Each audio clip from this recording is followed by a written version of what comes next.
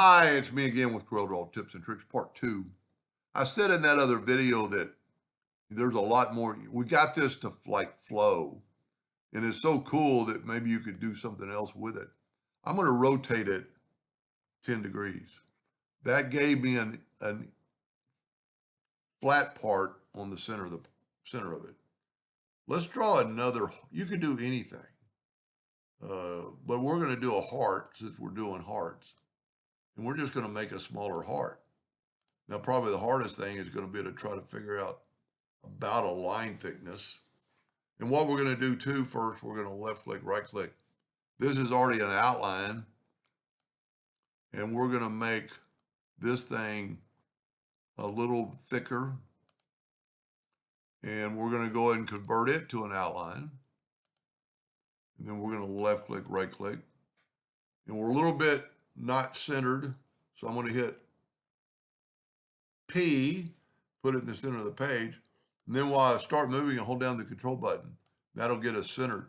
And you could actually do it right there, but my intention, so I'm going to set my nudge factor on like 0.1, and I'm going to nudge this guy down to like where he's, you know what, I'm going to have to make it a little bit smaller.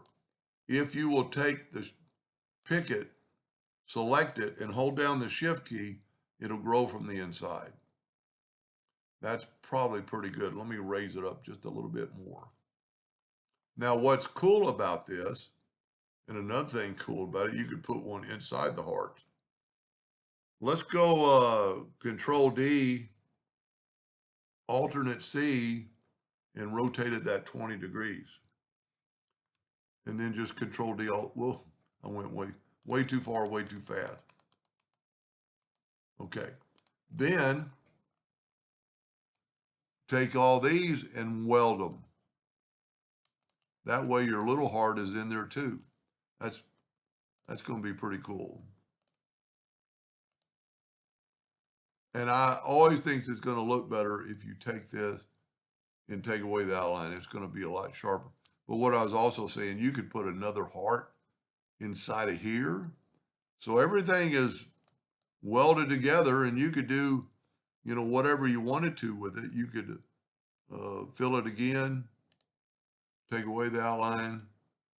See, when you're smart fill, you can't really take away the outline because the outline was already there.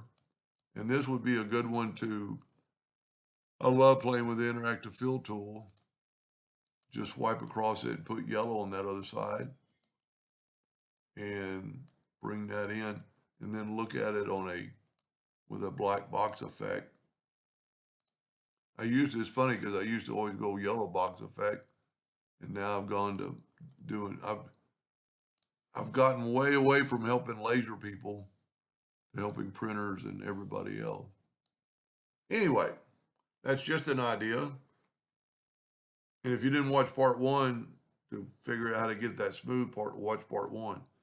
Anyway, I hope that helped. Thank you for watching.